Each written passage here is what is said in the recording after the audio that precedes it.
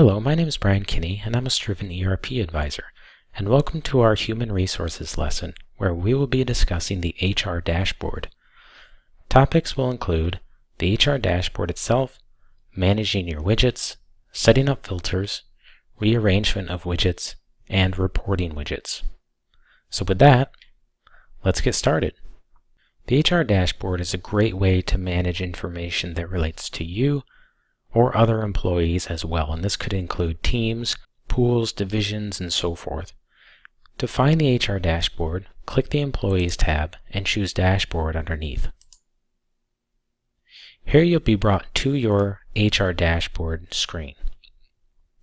There are several widgets that appear by default, and based on your usage of Striven and what you're tracking for each widget, it'll populate the information based on those filters and your chosen criteria.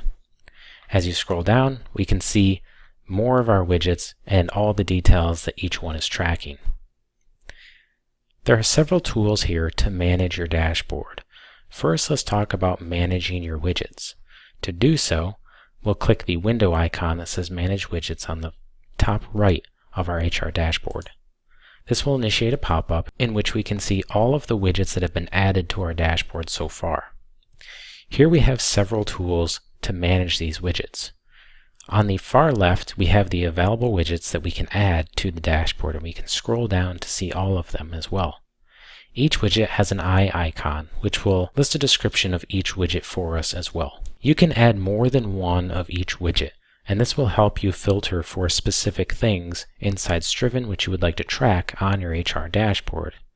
A good example of that is if I want to see upcoming appointments, I can track my upcoming appointments, and I can also track my team's upcoming appointments as well. And I can do that simply by adding another upcoming appointments widget to my dashboard. You'll now see that I have one over on the left-hand column and one in the middle column. You can also remove widgets by clicking the trash can icon. This will remove the widgets that you added, but it will not remove them from the list of available widgets.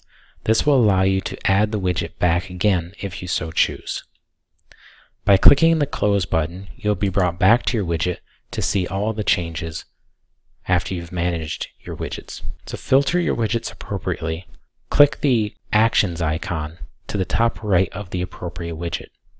For instance, if I want to filter for my employees by division, I can click the three dots, which is the Actions menu, and choose Settings from the drop-down. Here I'll have a lot of options to filter this widget to fit my needs. Here I can filter by company location, division, and even a job type, whether the employees are full-time, part-time, temporary, and much more options there.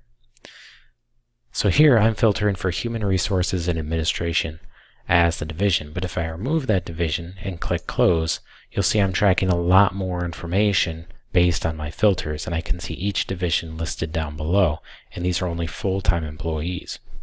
Each widget will also give you the ability to rename your widget. Some widgets are used for reporting purposes. For instance, the recruiting application trending is one example. And on these widgets, you'll have a date period which you can select to filter on what date period you'd like to report on. For instance, here I can keep the dates to all, or I can filter for just this year's data as well and choose any other date filter that I have available. With reporting widgets, you also have the Actions menu so that you can filter for specific criteria related to that widget. For instance, this is the recruiting application trending, so here I can filter for particular job posts, and if you want to, you can add more than one on this particular widget. You can filter for company locations, which recruiter is assigned to the application, and the result, whether they were hired, not hired, on hold, etc. Once you choose Close, you'll see the results of the filters that you've chosen. Now let's talk about our example of upcoming appointments. If you remember, we added two of the same widget so that we could filter for specific criteria. So here's one example of that. So these are upcoming appointments, and if I click the Actions menu and click Settings, you'll see that I'm filtering for my appointments. So if I want, I can rename this as My Appointments and click Close, and I'll be able to see all my upcoming appointments. As I scroll down, we'll see the second widget that we added called Upcoming Appointments. And here I can click the Settings option, and I can actually choose to filter for a completely different employee if I want to.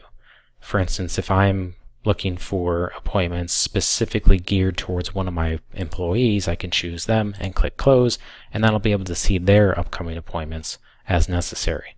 So by adding more than one of the same widget, you can filter to show different things on the same exact dashboard, and that could be very helpful and beneficial when managing your HR information.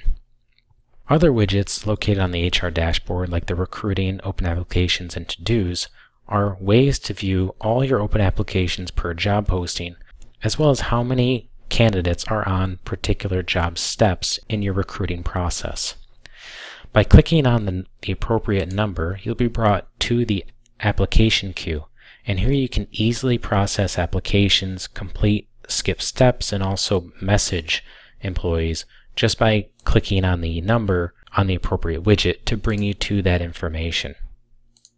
So the HR dashboard is a very useful tool to manage your human resources needs. And by applying the management tools such as managing your widgets, rearranging your widgets, and setting your filters, you can make it work best for you inside of Striven.